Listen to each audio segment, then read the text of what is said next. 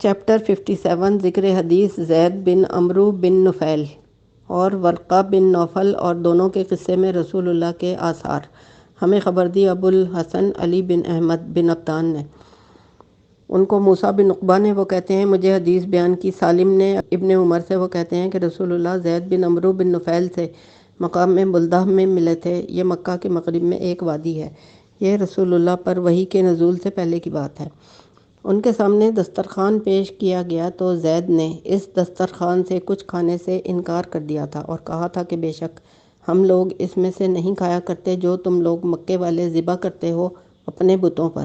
ہم تو صرف اسی کو کھاتے ہیں جس پر اللہ کا نام لے کر ذبح کیا گیا ہو۔ اور بے شک زید بن عمرو قریش کے ذبیحوں پر عیب لگاتے تھے اور کہتے تھے کہ بکری کو تو اللہ نے پیدا کیا ہے اور اس کے لیے پانی آسمان سے وہی نازل کرتا ہے اور اس کے لیے گھاس زمین سے وہی اگاتا ہے، اس کے باوجود تم لوگ اس کو ذبح اللہ کے نام کے علاوہ کے ساتھ کرتے ہو، جبکہ عملاً اللہ کے اس عمل اور سنت کا انکار کرتے ہو اور اس کی تعظیم بجا لاتے ہو جس کے نام پر ذبح کیا کرتے ہو۔ بخاری نے اس کو روایت کیا صحیح میں محمد بن ابو بکر سے، جس کی ہمیں خبر دی ابو عبداللہ حافظ نے، وہ کہتے ہیں کہ مجھے خبر دی ابو احمد حافظ نے، وہ کہتے ہیں کہ مجھے خبر دی ہے عبداللہ سے، ان کو ان کے والد سے روایت کیا ہے کہ زید بن عمرو بن نفیل شام کی طرف گئے دین کے بارے میں معلومات کرنے کے لیے کہ وہ اس کی اتباع کریں گے۔ چنانچہ وہ وہاں ایک یہودی عالم سے ملے، اس نے اس کے دین کے بارے میں پوچھا اور کہا کہ میں شاید آپ لوگوں کے دین کو اختیار کر لوں، مجھے اپنے دین کے بارے میں بتاؤ۔ لہٰذا یہودی عالم نے بتایا کہ آپ ہمارے دین پر ہرگز نہیں آ سکتے یہاں تک کہ آپ اپنے حصے کا اللہ کا غضب حاصل کر لیں۔ زید بن عمرو نے کہا میں اتنا کسی چیز سے نہیں ڈرتا جس قدر میں اللہ کے غضب سے ڈرتا ہوں۔ میں اللہ کے غضب میں سے کچھ بھی برداشت نہیں کر سکتا، کبھی بھی نہیں، اور نہ ہی میں اس کی جرات رکھتا ہوں۔ کیا آپ مجھے کوئی ایسا دین بتا سکتے ہیں جس میں یہ پریشانی نہ ہو؟ اس نے بتایا کہ نہیں، میں نہیں جانتا، ہاں مگر یہ ہے کہ اگر وہ دین حنیف ہو۔ میں نے پوچھا کہ وہ حنیف کیا ہے؟ اس نے بتایا کہ وہ دین ابراہیم علیہ السلام ہے۔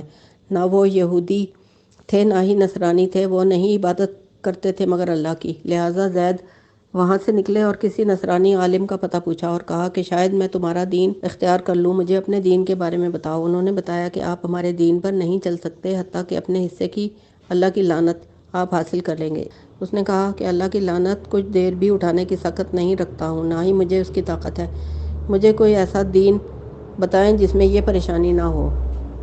اگلی ہیڈنگ ہے ابراہیم علیہ السلام نہ یہودی تھے نہ نصرانی۔ اس نے بتایا کہ میں اور تو کوئی دین نہیں جانتا، ہاں مگر یہ ہے کہ آپ حنیف بن جائیں۔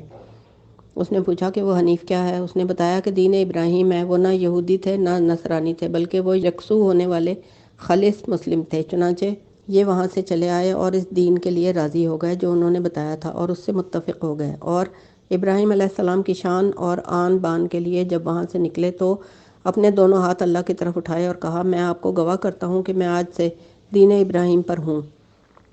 نمبر 2 ہمیں حدیث بیان کی ابو بکر بن حسن بن فورق نے، ان کو زید بن عمرو بن نفیل ادوی نے، اس نے اپنے والد سے، اس نے اپنے دادا سے یہ کہ زید بن عمرو بن نفیل اور ورقہ بن نوفل دونوں دین کی تلاش میں نکلے تھے یہاں تک کہ وہ دونوں شہر موصل کے پاس پہنچے۔ اس نے زید بن عمرو سے پوچھا کہ اے اونٹ والے میاں، تم کہاں سے آئے ہو؟ اس نے بتایا کہ بیت ابراہیم سے، یعنی وادی ابراہیم سے جہاں انہوں نے گھر بنایا تھا۔ اس نے پوچھا کہ آپ کیا پوچھنے آئے ہو؟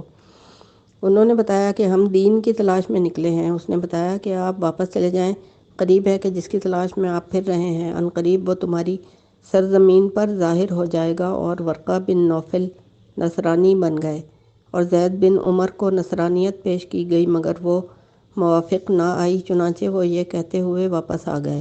ترجمہ: میں حق تعالیٰ کے لیے حاضر ہوں عبادت گزاری اور اس کی غلامی کرنے کے لیے۔ میں نیکی اور پاکیزگی طلب کرتا ہوں، نہ محض نشان عبادت، کیا بھلا حقیقی عمل اور محض زبانی قول برابر ہو سکتے ہیں؟ میں اس دین پر ایمان لے آیا ہوں جس کے ساتھ ابراہیم علیہ السلام ایمان لائے تھے۔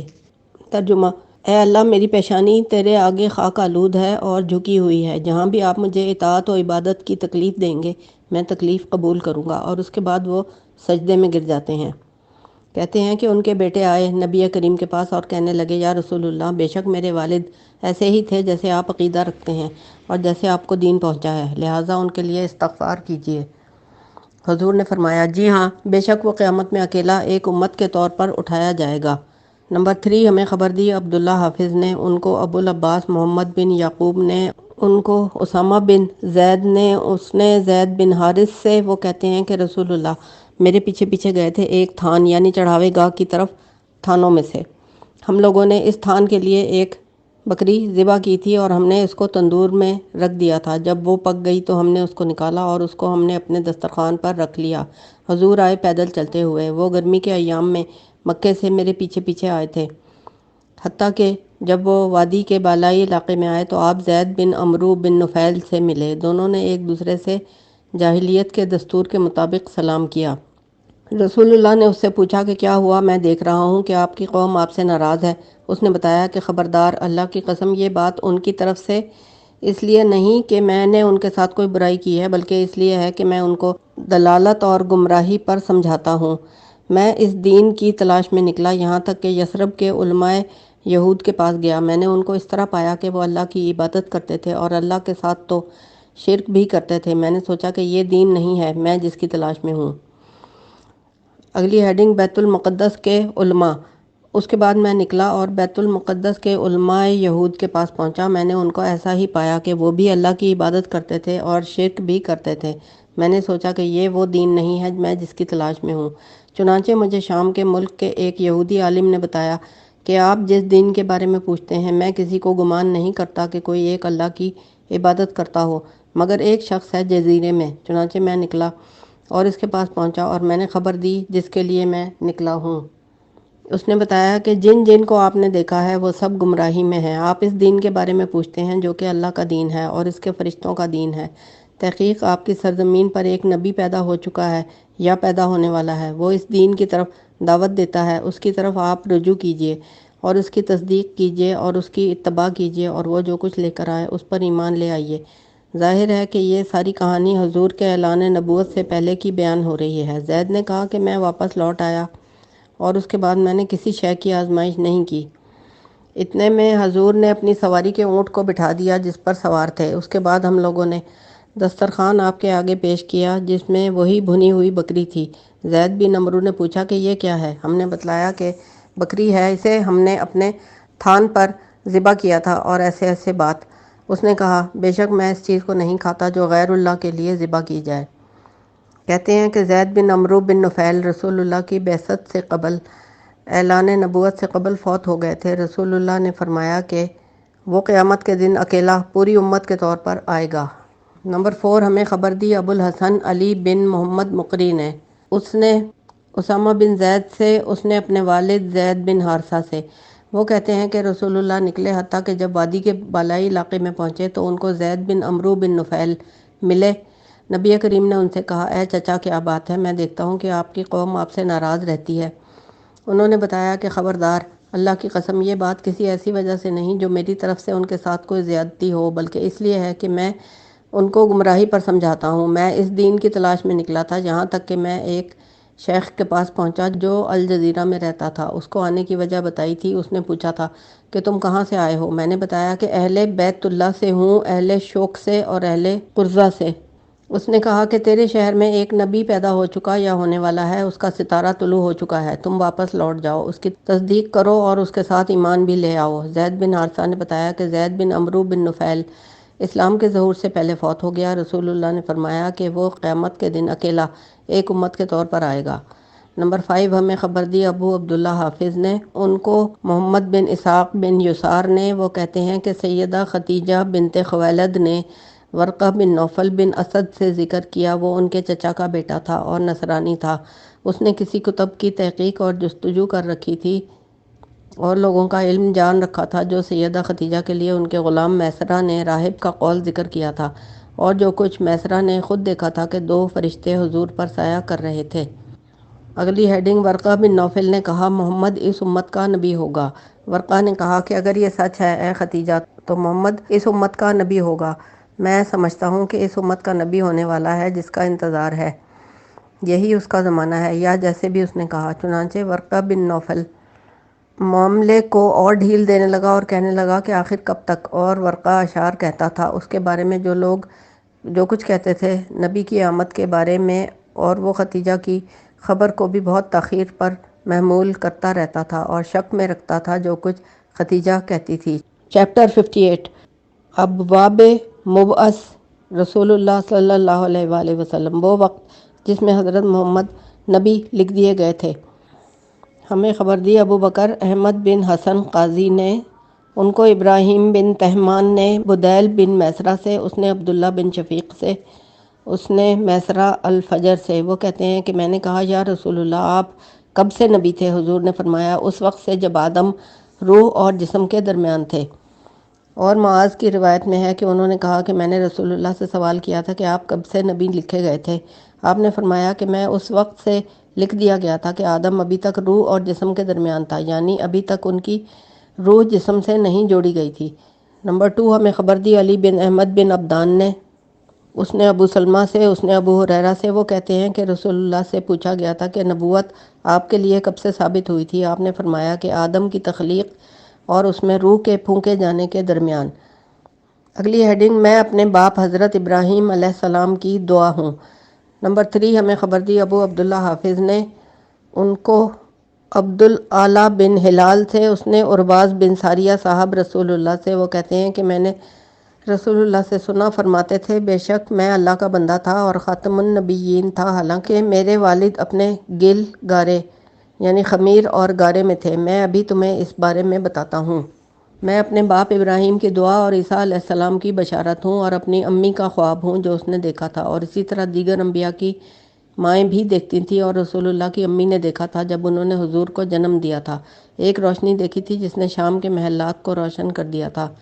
اس کے بعد آپ نے یہ آیت تلاوت کی۔ ترجمہ سورہ احزاب۔ اے نبی، ہم نے آپ کو گواہی دینے والا، خوشخبری دینے والا اور اللہ کی طرف اس کے حکم سے بلانے والا روشن چراغ بنایا ہے۔ چیپٹر 59، حضور رسول اللہ کی عمر مبارک جب آپ نبی بنائے گئے۔ نمبر 1، ہمیں خبر دی ابو عبداللہ حافظ نے، ان کو حشام بن حسان نے، اس نے ابن عباس سے، وہ کہتے ہیں کہ رسول اللہ مبعوث ہوئے تھے 40 سال کی عمر میں، آپ 13 سال مکہ مکرمہ میں رہے، آپ کی طرف وحی ہوتی رہی، اس کے بعد آپ کو ہجرت کا حکم ملا، آپ ہجرت کے 10 سال بعد تک زندہ رہے، نبی کریم فوت ہوئے تو آپ کی عمر 63 سال تھی۔ بخاری نے اس کو روایت کیا ہے صحیح میں مطر بن فضل سے۔ نمبر 2، ہمیں خبر دی ابو الحسن بن فضل قطان سے بغداد میں، وہ کہتے ہیں کہ میں نے سنا عبد المالک بن مروان سے، وہ کہتے ہیں کہ قباس بن ابن اشیم کنانی پھر لیسی سے، اے قباس کیا آپ بڑے ہیں یا رسول اللہ؟ انہوں نے بتایا کہ رسول اللہ مجھ سے بڑے تھے مگر ان سے زیادہ سن اور عمر والا ہوں۔ رسول اللہ عام الفیل یعنی ہاتھیوں والے سال پیدا ہوئے تھے اور مجھے میری امی نے کھڑا کر دیا تھا ہاتھی کی لید اور گوبر پر، میں سال بھر کا تھا، میں اس کو سمجھتا ہوں، اور رسول اللہ نبی بنے تھے ہاتھی والے سال سے 40 سال کے آغاز پر۔ نمبر 4، ہمیں خبر دی ابو الحسین بن بشران نے، ان کو محمد بن ابو عدی سے، داؤد سے، اس نے عامر سے، وہ کہتے ہیں کہ ان پر نبوت نازل ہوئی تو اس وقت وہ 40 سال کے تھے، تو ان کی نبوت کے ساتھ اسرافیل 3 سال تک وابستہ کر دیے گئے۔ وہ حضور کو کلام اور کوئی شے لکھاتے تھے اور قرآن نازل نہیں ہوا تھا۔ جب 3 سال گزر گئے تو آپ کی نبوت کے ساتھ جبرائیل علیہ السلام وابستہ کر دیے گئے، پھر آپ کی زبان پر قرآن نازل کیا گیا 20 سال تک، 10 سال مکے میں اور 10 سال مدینے میں۔ جب آپ فوت ہوئے تو 63 سال کے تھے۔ چیپٹر 60، وہ مہینہ اور وہ دن جس میں آپ پر وحی نازل ہونا شروع ہوئی۔ ہمیں خبر دی ابو الحسین بن فضل نے، اس نے ابو قتادہ انصاری سے، اس نے نبی کریم سے، ان سے کہا گیا یا رسول اللہ پیر کے دن کا روزہ کیسا ہے؟ فرمایا کہ میں اسی میں پیدا ہوا تھا اور اسی دن مجھ پر قرآن مجید نازل ہونا شروع ہوا۔ مسلم نے اس کو نقل کیا ہے صحیح میں حدیث مہدی بن میمون سے۔ اگلی ہیڈنگ، رمضان میں نزول قرآن کی ابتدا۔ ہمیں حدیث بیان کی ابو عبداللہ حافظ نے، ان کو یونس بن بکیر نے ابن اسحاق سے، وہ کہتے ہیں کہ رسول اللہ پر قرآن کے نزول کی ابتدا رمضان میں ہوئی تھی۔ اللہ تعالیٰ فرماتے ہیں، ترجمہ رمضان وہ ہے جس میں قرآن اتارا گیا، سورہ بقرہ۔ دوسرا ترجمہ ہے ہم نے قرآن کو شب قدر میں اتارا، سورہ قدر۔ تیسرا ترجمہ ہے سورہ دخان، قسم ہے بیان کرنے والی کتاب کی، ہم نے اس کو اتارا ہے برکت والی رات میں۔ نیز ارشاد ہے، ترجمہ سورہ انفال، اگر تم اللہ کے ساتھ ایمان رکھتے ہو اور اس کتاب پر جو ہم نے اپنے خاص بندے پر نازل فرمائی ہے، دق کرنے والے دن جس دن 2 جماعتیں باہم ٹکراتی ہیں، یہ ٹکراؤ مقام بدر میں رسول اللہ اور مشرکین کا ٹکراؤ تھا۔ ابن اسحاق کہتے ہیں کہ مجھے حدیث بیان کی ابو جعفر محمد بن علی بن حسین نے، یہ کہ رسول اللہ اور مشرکین بدر کے مقام پر صبح جمعے کے دن 17 رمضان کو ٹکرائے تھے۔ نمبر 3 ہمیں خبر دی ابو بکر بن فورق نے، ان کو ابو داؤد نے، ان کو ابو اسحاق سے، اس نے بشر بن حزن نصری سے، انہوں نے کہا کہ اونٹوں والوں اور بکریوں والوں نے حضور کے سامنے فخر کیا، لہٰذا رسول اللہ نے فرمایا داؤد علیہ السلام نبی بنائے گئے حالانکہ وہ بکریوں کے چرواہے تھے، موسیٰ علیہ السلام نبی بنائے گئے حالانکہ وہ بھی بکریوں کے چرواہے تھے، میں نبی بنا کر بھیجا گیا حالانکہ میں نے اپنے خاندان کی بکریاں چرائیں محلہ جیاد میں۔ چیپٹر 61 بعثت اور نزول قرآن کی ابتدا اور اس وقت حجر اور شجر کے سلام کرنے کا ظہور اور ورقہ بن نوفل کا حضور کی تصدیق کرنا۔ ہمیں خبر دی ابو عبداللہ حافظ نے، انہیں حدیث بیان کی عبدالرزاق نے، اور یہ الفاظ حدیث کے ہیں۔ وہ کہتے ہیں کہ ہمیں حدیث بیان کی ہے عبدالرزاق نے، وہ کہتے ہیں کہ ہمیں خبر دی ہے معمر نے زہری سے، وہ کہتے ہیں کہ مجھے خبر دی ہے عروہ نے سیدہ عائشہ رضی اللہ عنہا سے، وہ فرماتی ہیں اس کی ابتدا جس کے ساتھ رسول اللہ کی وحی کی ابتدا ہوئی تھی وہ سچے خواب تھے نیند میں، لہٰذا جو بھی خواب آپ دیکھتے ہیں وہ اسی طرح کھل کر سامنے حقیقت بن کر آ جاتا ہے جیسے صبح کھل کر سامنے آ جاتی ہے۔ اس کے بعد آپ کو خلوت میں رہنا محبوب بنا دیا گیا، لہٰذا آپ غار حرا میں آ کر رات گزارتے تھے اور اس میں عبادت کرتے تھے، اس مقصد کے لیے جاتے تھے تو کھانے کا سامان ساتھ لے جاتے تھے۔ اس کے بعد آپ سیدہ خدیجہ رضی اللہ عنہا کے پاس واپس لوٹ آتے تھے، پھر وہ دوبارہ آپ کے لیے حسب سابق سامان تیار کر دیتی تھی، یہاں تک کہ آپ کے پاس حق آ گیا جبکہ آپ غار حرا میں بیٹھے تھے کہ اس میں آپ کے پاس فرشتہ آ گیا، اس نے آ کر کہا کہ پڑھیے، رسول اللہ نے فرمایا کہ میں نے کہا تھا کہ میں پڑھا ہوا نہیں ہوں۔ فرماتے ہیں کہ پھر اس فرشتے نے مجھ کو پکڑ لیا اور مجھے گلے لگا کر سخت بھینچا، یہاں تک کہ مجھے سخت گھٹن اور تکلیف پہنچی۔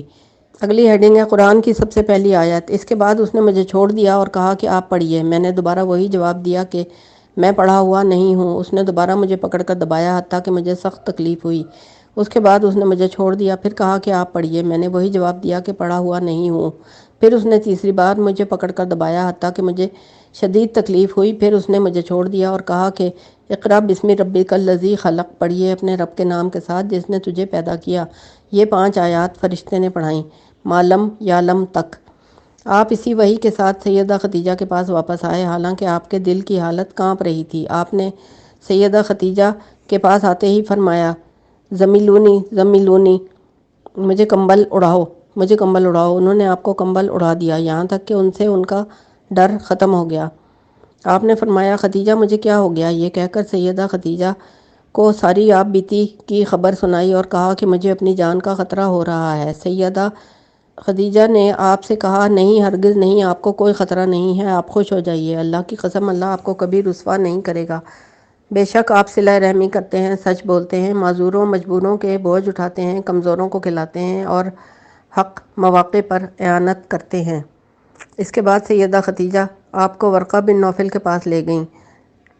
نوفل بن اسد بن عبد العزیٰ بن قصہ، وہ سیدہ خدیجہ کے چچا کے بیٹے تھے، ان کے والد کے بھتیجے تھے۔ یہ ایسے آدمی تھے جنہوں نے اسلام سے قبل کے دور میں نصرانیت اختیار کر لی تھی۔ یہ تورات کو عبرانی زبان میں لکھتے تھے اور عربی میں بھی لکھتے تھے اور انجیل کو عربی لکھتے تھے جس قدر اللہ چاہے۔ شیخ کبیر تھے، نابینا ہو گئے تھے۔ سیدہ خدیجہ نے ان سے جا کر کہا اے میرے چچا کے بیٹے، آپ سنیے اپنے بھتیجے کی باتیں۔ چنانچہ ورقہ نے حضور سے پوچھا اے بھتیجے آپ کیا دیکھا کرتے ہیں؟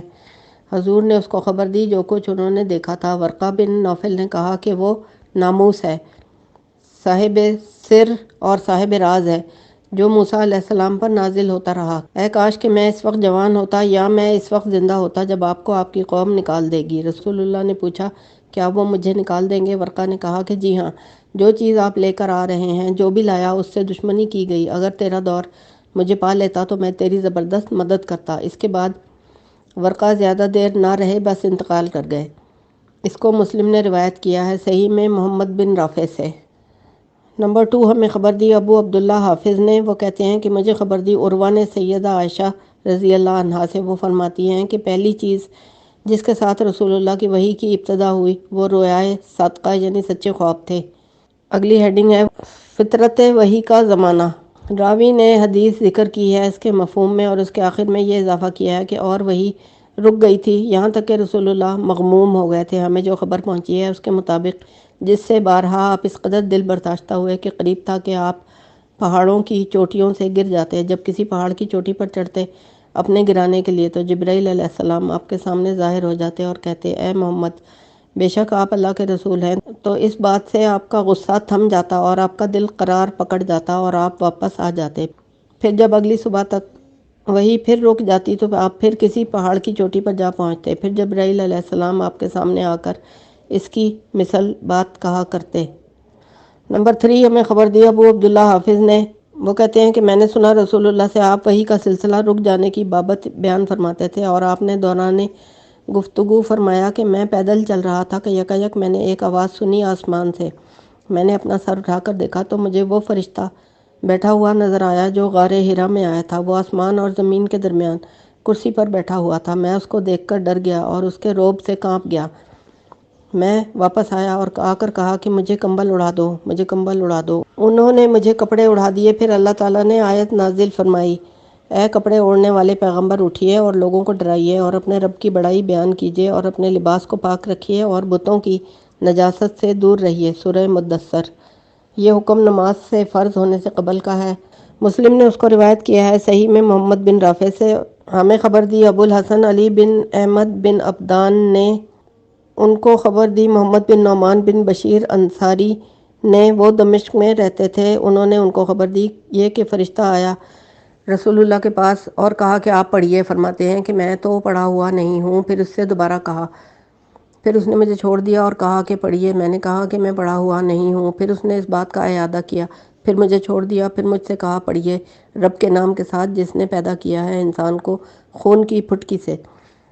کہا محمد بن نعمان نے، اس بات کے ساتھ رسول اللہ واپس آ گئے۔ ابن شہاب کہتے ہیں اس سے عروہ بن زبیر نے کہا، وہ کہتے ہیں سیدہ عائشہ زوجہ رسول نے کہا کہ حضور سیدہ خدیجہ کے پاس واپس آ گئے تھے، آپ کے دل کی حالت کانپ رہی تھی۔ انہوں نے فرمایا کہ مجھے کمبل اڑا دو، چنانچہ کمبل اڑا دیے گئے۔ جب ان سے وہ کیفیت نکل گئی، انہوں نے سیدہ خدیجہ سے کہا کہ مجھے تو اپنی جان کا خطرہ ہو گیا ہے۔ سیدہ خدیجہ نے کہا، آپ کو خوش ہونا چاہیے، اللہ تعالیٰ آپ کو کبھی رسوا نہیں کریں گے، آپ سچی بات کرتے ہیں، آپ صلہ رحمی کرتے ہیں، ہمارے ساتھ چلیے۔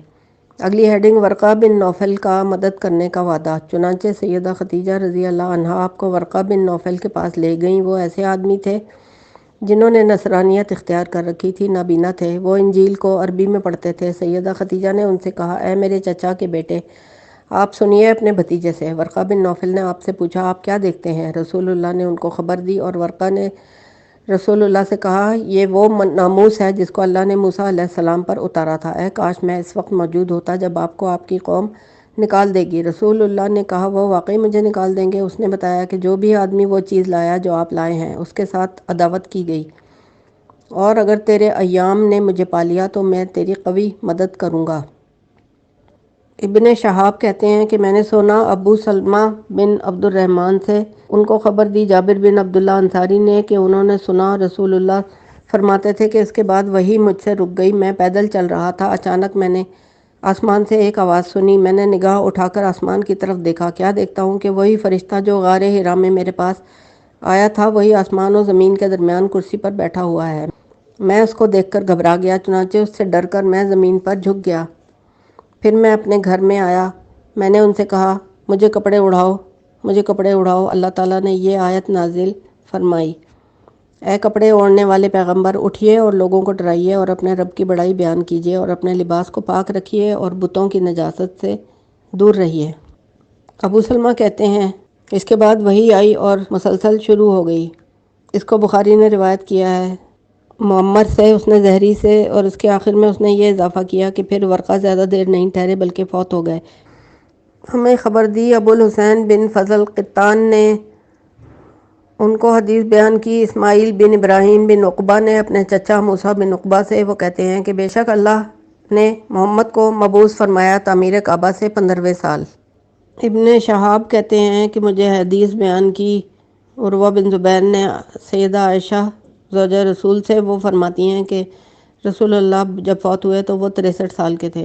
ابن شہاب کہتے ہیں کہ مجھے حدیث بیان کی تھی اسی کے مثل سعید بن مسیب سے۔ ہمیں خبر جو پہنچی ہے یہ کہ پہلی چیز جو حضور نے دیکھی تھی یہ ہے کہ اللہ عز و جل نے آپ کو خواب دکھایا تھا نیند میں، جو کہ آپ کے اوپر سخت مشکل گزرا، لہٰذا آپ نے اپنی بیوی سیدہ خدیجہ بنت خویلد بن اسد سے ذکر کیا، پس اللہ نے سیدہ خدیجہ کو حضور کی تکذیب کرنے سے محفوظ رکھا اور اسے حضور کی تصدیق کرنے کے لیے شرح صدر عطا کیا۔ چنانچہ انہوں نے یوں کہا، آپ خوش ہو جائیے، بے شک اللہ تعالیٰ آپ کے ساتھ خیر و بھلائی کے سوا کچھ نہیں کریں گے۔ پھر آپ اس کے ہاں سے چلے گئے، پھر اس کی طرف واپس لوٹ کر آئے اور ان کو آپ نے خبر دی کہ آپ کا پیٹ چاک کیا گیا ہے، اس کے بعد اسے دھویا گیا اور صاف کیا گیا ہے، اس کے بعد واپس ایسے کر دیا گیا ہے جیسے کہ وہ پہلے تھا۔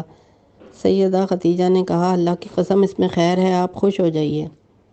اس کے بعد جبرائیل علیہ السلام ان کے سامنے ظاہر ہوئے تھے جس وقت آپ بالائی مکے کی طرف تھے۔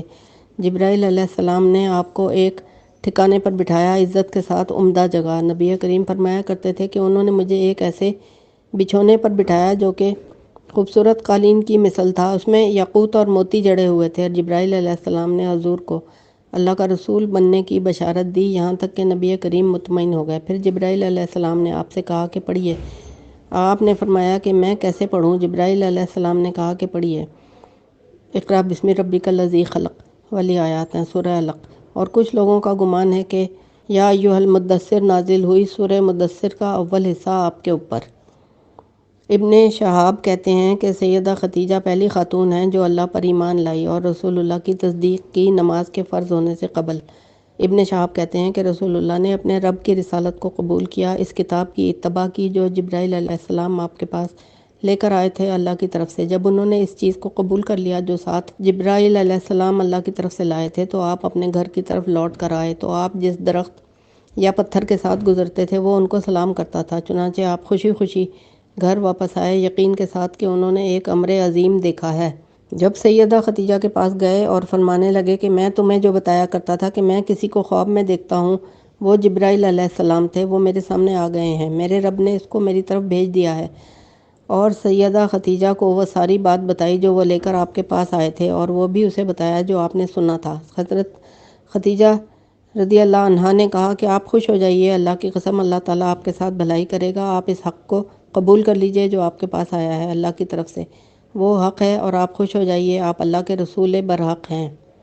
اس کے بعد سیدہ خدیجہ عتبہ بن ربیعہ بن عبد الشمس کے غلام کے پاس گئیں، وہ نصرانی تھا، اہل نینوا میں سے تھا، اس کا نام اداس تھا۔ اس سے جا کر پوچھا کہ اے اداس، میں تجھے اللہ کی قسم دے کر پوچھتی ہوں، کیا آپ مجھے بتلائیں گے کہ تیرے پاس جبرائیل علیہ السلام کے بارے میں کوئی علم ہے؟ اداس نے کہا، قدوس ہے، قدوس ہے، کیا بات ہے؟ جبرائیل کا ذکر اس سرزمین پر ہو رہا ہے جس کے رہنے والے بت پرست ہیں۔ سیدہ نے پوچھا کہ اس کے بارے میں مجھے اپنی معلومات بتائیے۔ بے شک وہ اللہ کا امین ہے، اللہ کے اور بندوں کے درمیان، اور موسیٰ علیہ السلام کا ساتھی ہے۔ چنانچہ اداس سے واپسی پر ورقہ بن نوفل کے پاس گئیں، اور ورقہ بن نوفل بتوں کی عبادت کو ناپسند کرتا تھا، وہ بھی، اور زید بن عمرو بن نفیل بھی۔ اور زید بن عمرو تو ہر اس شے کو حرام سمجھتے تھے جس کو اللہ نے حرام قرار دیا، مثلاً خون اور آستانوں پر کی جانے والی ذبیحہ اور چڑھاوے، اور دور جاہلیت کے سارے ظلم اور زیادتیاں۔ اگلی ہیڈنگ، زید اور ورقہ دونوں علم کی تلاش میں شام کے ملک جا پہنچے تھے۔ یہودیوں نے ان دونوں کے سامنے اپنا دین پیش کیا تھا، مگر ان دونوں نے اس کو ناپسند کیا تھا۔ پھر دونوں نے نصرانیت کے عالموں سے پوچھا تھا، لہٰذا ورقہ نے نصرانیت اختیار کر لی تھی، اور زید بن عمرو نے تو یہودیت کی طرح عیسائیت کو بھی ناپسند کیا تھا۔ چنانچہ اس کو راہبوں میں سے ہی کسی راہب نے بتایا تھا کہ آپ جس دین کی تلاش میں ہیں وہ اس وقت دھرتی پر نہیں ہے۔ زید نے اس سے پوچھا کہ وہ کون سا دین ہے؟ کسی کہنے والے نے کہا کہ وہ سیدھا دین ہے، ابراہیم خلیل الرحمن۔ زید نے پوچھا کہ وہ دین کیسا تھا؟ اس نے بتایا کہ وہ مسلم حنیف تھے، تمام ادیان سے ایک طرف۔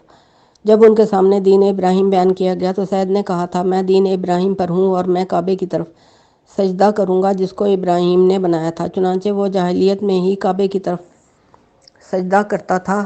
جب اس کے لیے ہدایت واضح ہو گئی تو زید نے کہا تھا، ترجمہ، میں نے اپنا چہرہ اس ذات کے لیے جھکا دیا ہے جس کے لیے بادل تابع فرمان ہیں جو صاف اور میٹھے پانی کو اٹھاتے ہیں۔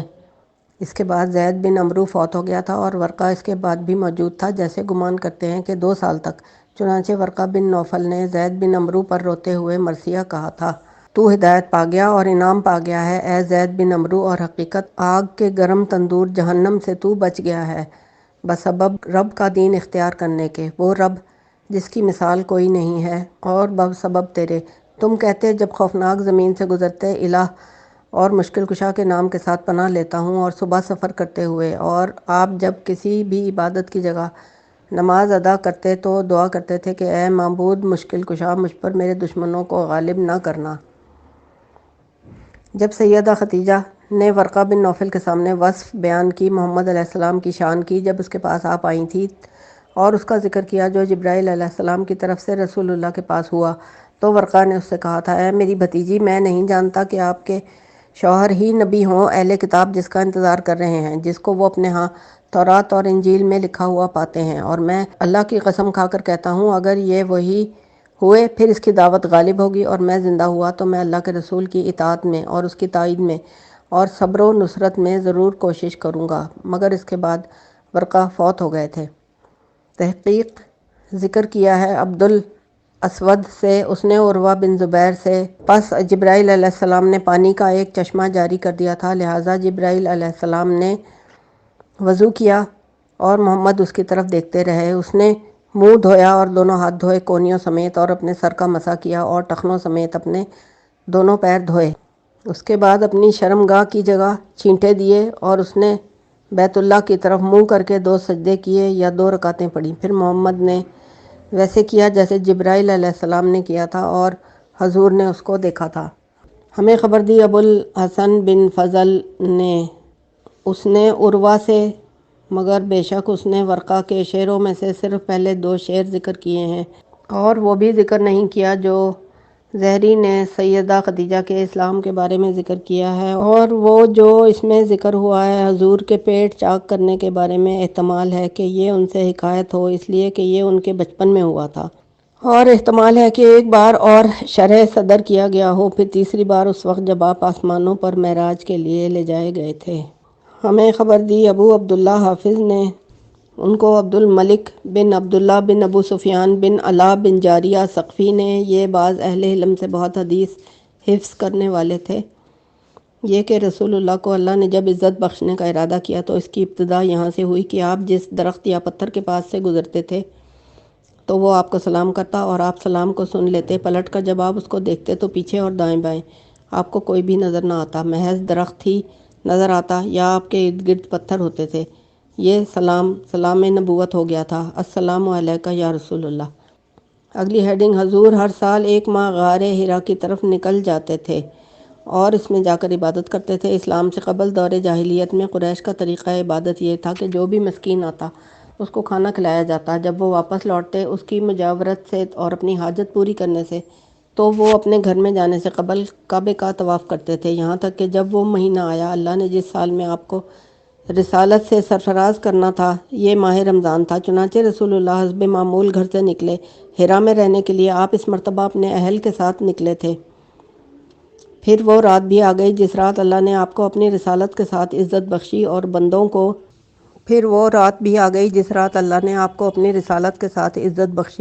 کو اس کے ساتھ رحم فرمایا، لہٰذا آپ کے پاس جبرائیل علیہ السلام آئے اور کہا پڑھیے۔ میں نے پوچھا کہ میں کیا پڑھوں؟ چنانچہ اس نے مجھے پکڑ کر سخت بھینچا یا نچوڑا، اس قدر کہ میں نے سمجھا کہ وہ موت ہے۔ اس کے بعد اس نے مجھے چھوڑ دیا، پھر کہا پڑھیے۔ میں نے کہا کیا پڑھوں؟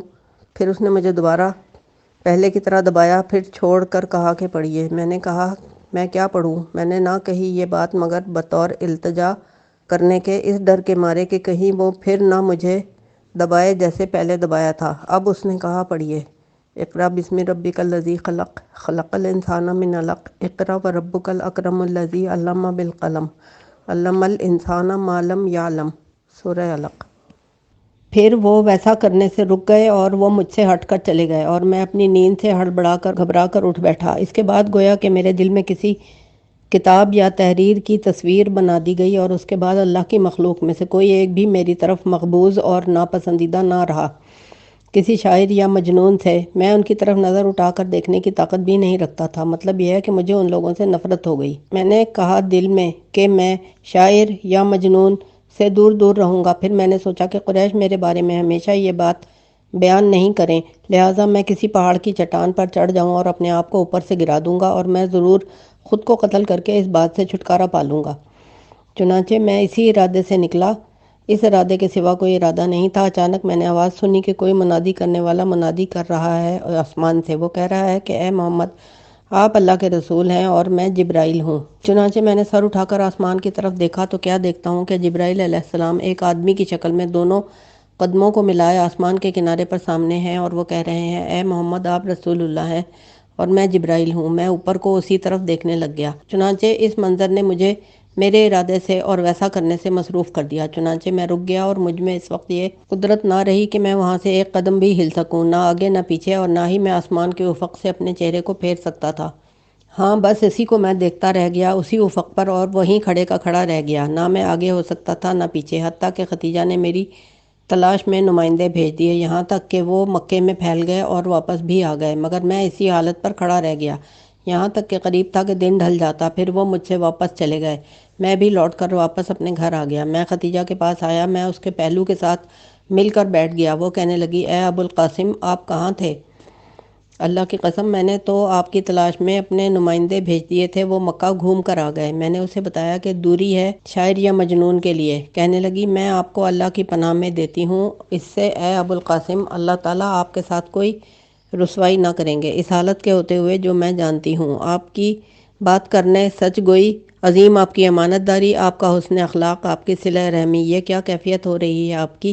شاید آپ نے کوئی چیز دیکھی ہے یا کوئی بات سنی ہے۔ چنانچہ میں نے اسے وہ پوری خبر بتا دی۔ وہ کہنے لگی، آپ خوش ہو جائیے اے چچا زاد، اور اس پر پکے رہیے۔